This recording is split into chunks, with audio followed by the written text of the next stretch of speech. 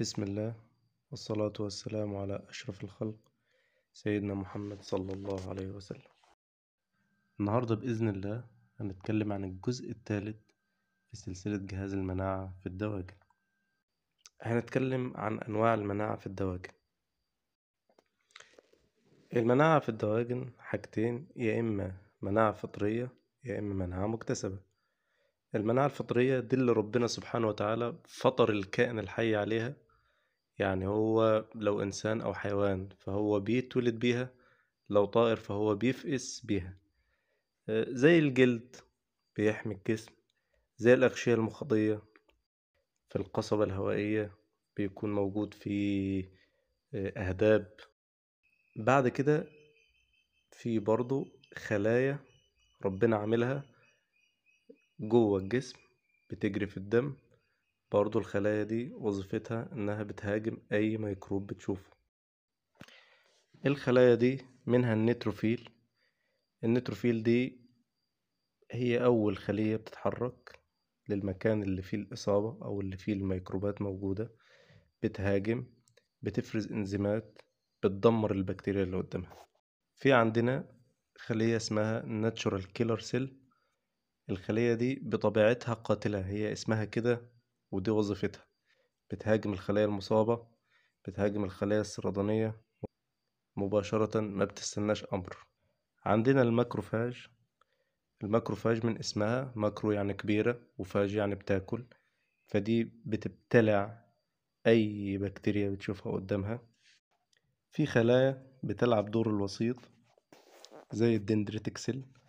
الخلايا دي وظيفتها إنها بتلتقط الميكروبات وتعرضها على خلايا تي، علشان خلايا تي تبدأ تشتغل عليها وتدمرها.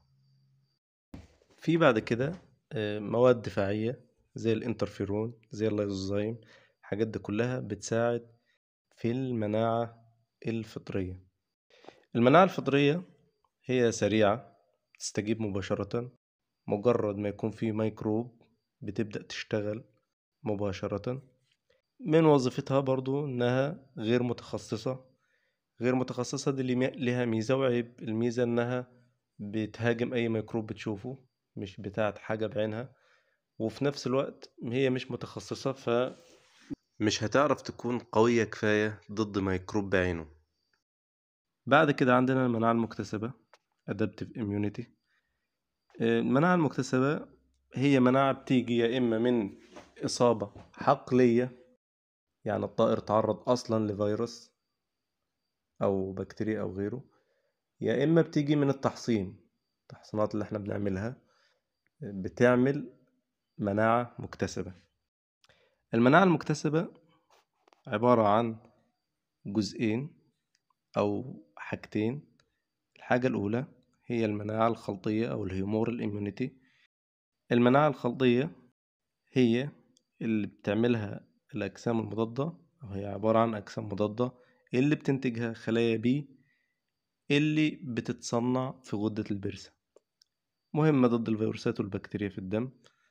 عندنا بعد كده المناعة الخلوية، دي اللي بتعملها خلايا تي، وخلايا تي اللي بتتصنع في غدة الثايموس، ودي اللي بتهاجم الخلايا المصابة، ضرورية لمقاومة الفيروسات والطفيليات.